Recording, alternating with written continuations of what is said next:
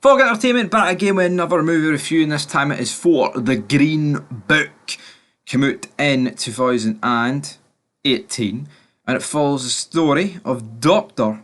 Donald Shirley and his wee driver, Tony Lip, played by, of course, Viggo Mortensen, who you might know as Aragorn, from Lord of the Rings. And what did I think of this movie? I enjoyed it. I enjoyed this wee movie. Well, I mean, it says the release date was the 1st of February 2019 in UK, but I'm pretty sure it was a 2018 movie. It's all going down as 2018, so anyway, let's talk about it. Who actually played the piano? IDMB gave this this movie an 8.2 out of 10. Rotten Tomatoes gave it 77% out of 10. 77 out of 10? No. 77 out of 100, obviously. And Metacritic, 69. I like this movie, as it follows. Rampant racism in the 1960s Southern America. An African-American pianist hires an Italian-American bouncer to drive him through his venues. They come closer in the course of their journeys. That's what I liked about it. You see their relationship grow stronger. I thought it was a very well done movie in that sense. And of course, I like movies that do follow a true story. And this movie is very true. It did happen. And here, that's a plus point for me. I'm always going to back that big man. Always going to agree with it. The only problem I have with this movie, I think it is pretty repetitive.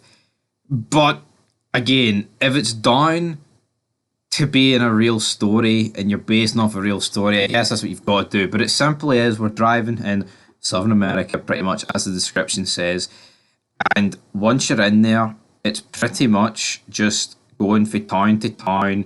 He's racially abused here, racially abused there. He's allowed to perform there, but he's not allowed to eat there, etc., etc. Then he gets beat up in a bar. Then, the worst scene, well, I'll say the worst scene, where it could have all came crumbling down for him, he's caught engaging in sexual activities with a white man in a swimming pool, public swimming pool, and Tony Lip has to appear and get him out there, basically bribes the two security officers to let it slide, and it's like, hold on. It's the 1960s in Southern America. The guy's black, obviously, in the South in this time period. That's not exactly a great thing to be.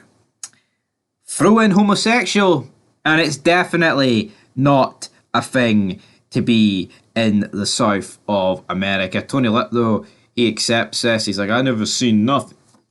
But I like the fact that these two were going back and forth. He also saved them in the bar, pretend that he had a gun. It turns out he did have a gun. But his family, Tony Lip's family, are wondering back in New York, why the hell have they betrayed him? They're pulled over by cops a few times, they're arrested. They're like, oh, why is there a black man in the back of your car, Tony Lip? Tony, let me get my shotgun. Shotgun, Tony. I'd also say, like, the other part of, like, you know, the band, so to speak, sucked. Like, you would be completely forgiven for thinking it was just a one-man band here. And we also, like, had funny scenes where it had to be a specific piano, and that amounted to some funny-ass scenes. But, like, for the most part, it is a very repetitive movie. And you know what? It actually highlights real racism. I hate today, in today's day and age, like in the 2020s, where, you know, they'll cry racism at, like, the slightest thing. But, like, during these time periods when you watch movies, this was real racism at work, and it was disgusting. But now, the term, the slur, so to speak, of, like, being labelled a racist or racism, whatever, it's just been watered down. And it's like, with any meaning behind any word, it's just the woke brigade. And they've killed the actual meaning behind it. Because back in these times, no doubt about it, there was real racism rampant. I shouldn't have to explain that. I'm not saying everyone watching this needs that explained to them, but you look at the world now, man, and they'll label some people racist or whatever, man, sexist, homophobic, etc., over nothing. When back in these days, it was like that. Overall, guys, I enjoyed the movie. I really thought it was a nice ending where they finally get back to New York. I think the cop's going to be bad, but he helps them get the snow. Tony Lip's and celebrating with his family. You're wondering, is Dr. Donald Shirley going to appear to finish the meal with him? And he does! Why can't we be friends? Why can't we be friends? Why can't we be friends? Why can't we be friends? I know you've been waiting a long, long time. Why can't we be friends? Why can't we be friends? Why can't we be friends? Why can't we be friends? I know it's Lethal Weapon 4, but I thought this would have been a good song to end it. But anyway, we then cut to the end title cards. It showed real life photos of Don and Tony. It states that Don continued to tour and create music while Tony went back to his work at the Capacocano, and they remained friends until dying months apart in 2013. So that's a pretty tragic end to their friendship, if we're being brutally honest. But yeah, just to confirm it, came out in 2018.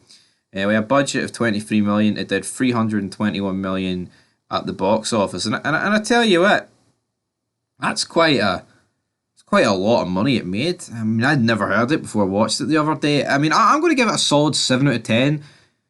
I mean, it does what it has to do, but I think if you're giving this above a 7, I think you need to really have your head looked at when it comes to rating movies, because, see, as good as I think it is, it's repetitive. But again, it's based on a true story, so, I mean, I'm not going to bash them too much for repeating the same thing, but end of the day, guys, 7 out of 10. Till next time, peace.